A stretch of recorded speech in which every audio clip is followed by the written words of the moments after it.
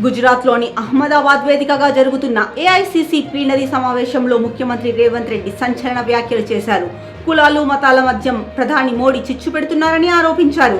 దేశాన్ని విభజించాలని ప్రధాని మోడీ చూస్తున్నారని కీలక వ్యాఖ్యలు చేశారు రేవంత్ రెడ్డి. దేశమంతా కులగణన చేపట్టాలని డిమాండ్ చేశారు. తెలంగాణలో కులగణన చేసి రాహుల్ గాంధీకి ఇచ్చిన మాట నిలబెట్టుకున్నట్లు తెలిపారు.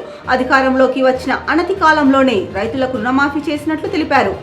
మోడీ బీజేపీ నేతలు గాడ్సే సిద్ధాంతాన్ని ప్రోత్సహిస్తున్నారని సంచలన వ్యాఖ్యలు చేశారు. ఇక గాంధీ విధానాలకు వ్యతిరేకంగా పనిచేస్తున్నారని మండిపడ్డారు.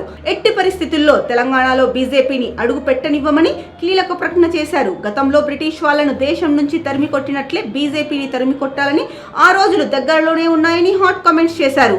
ఈ సమావేశాల్లో రాష్ట్ర మంత్రులు కూడా పాల్గొన్నారు.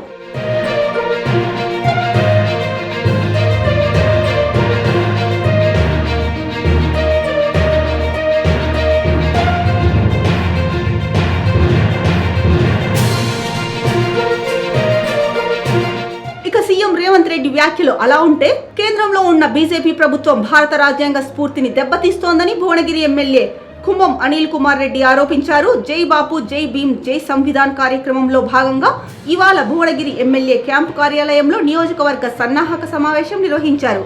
ఈ కార్యక్రమంలో భువనగిరి ఎమ్మెల్యే కుంభం అనిల్ కుమార్ రెడ్డి మాట్లాడుతూ అమిత్ షా బీజేపీ పార్టీ గాంధీని, రాజ్యాంగాన్ని, అంబేద్కర్ను అవమానపరిచిందని అన్నారు. బీజేపీ పార్టీ రాజ్యాంగ స్ఫూర్తిని దెబ్బతీస్తూ ప్రజాస్వామ్య విలువలను కాలరాస్తూ రాజకీయ మనుగడ కోసం విద్వేషాలను రెచ్చగొడుతోందన్నారు. గాంధీ, అంబేద్కర్ ఆశయాలను, సిద్ధాంతాలను దేశంలో అమలు చేయాల్సిన సమయం వచ్చిందన్నారు. ప్రజలను మేల్కొలిపి చెప్పడం ఈ ప్రచారం యొక్క ముఖ్య లక్ష్యమని అన్నారు.